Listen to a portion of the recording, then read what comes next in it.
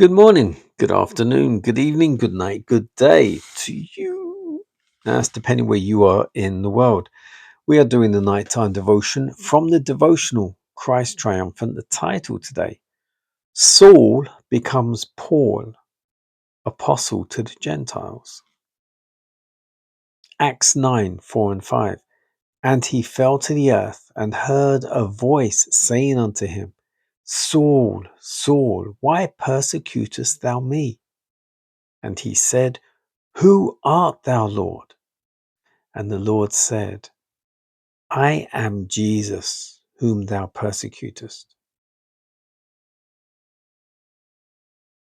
Saul had been educated by the most learned teachers of that age.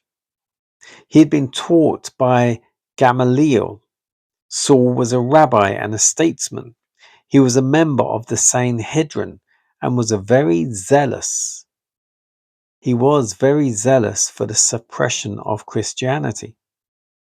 He acted a part in the stoning of Stephen, and we read further of him, as for Saul, he made havoc of the church, entering into every house and haling men and women, committing them to prison.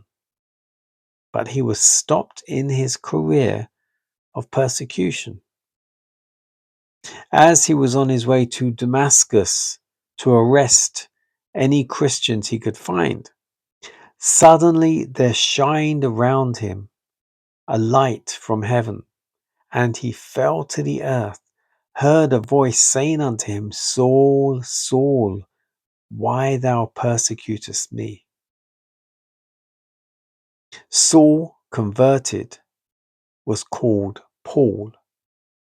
He united with the disciples and was among the chief of the apostles. Although the apostles were often cast down in the conflict with evil people and the powers of darkness, yet they were enabled to press again to the conflict, having before them triumph or death in the effort. In their bodies, in bruises, wounds, and stripes received for the sake of Jesus, they carried the evidence of the crucifixion of Christ, that they were partakers with him of his sufferings. Their very deliverance and their very deliverance and preservation under manifold difficulties and trials testified that Jesus lived, and because of his power, they lived also. A true and faithful Stephen was stoned to death by the enemies of Christ. Surely it did not appear that God was strengthening his cause in the earth by thus permitting wicked men to triumph. But from this very circumstance, Paul was converted to the faith, and through his words, thousands were brought to the light of the gospel. Those selected for the work of God should be men and women who are faithful and true, workers whom God can instruct, who will impart what they receive, proclaiming without reserve the will of God, pointing out the better way to all with whom they come in contact. New men and women in Christ are born to conflict, toil, labor, born to engage in the good fight of faith. There is ever within their reach a power by which they may obtain the victory at every onset, power that will enable them to be more than conquerors over the difficulties they will meet. The title again, Saul becomes Paul, apostle to the Gentiles. And it's a fascinating story. Saul, who, as was said, was a rabbi, part of the Sanhedrin, well learned, very intelligent. As we read, you look at the New Testament, most of it written by him. Very wordy, very eloquent. He, working for the high priest, used to lead a lot of the persecution against the Christians. He led the stoning of Stephen. He was involved in most of that.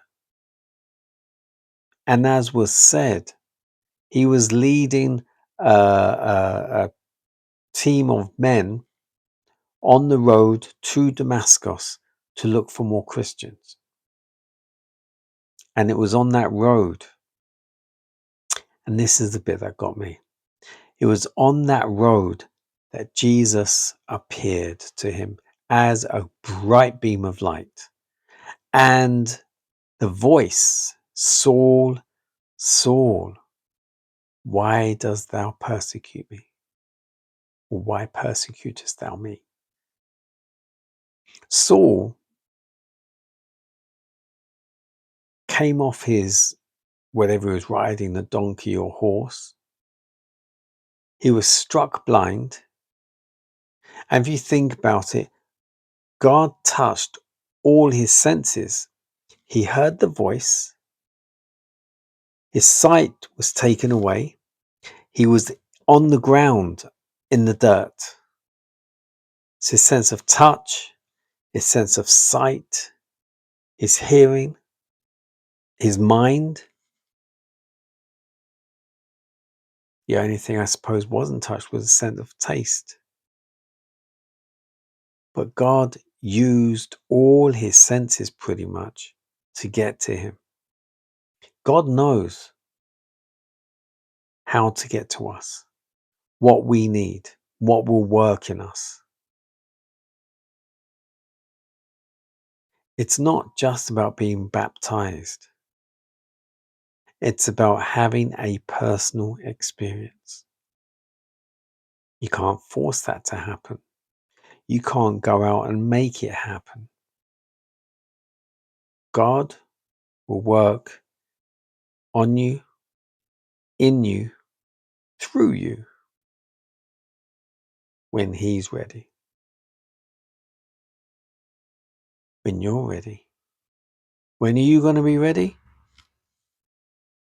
Only he knows. But we must strive to be ready daily.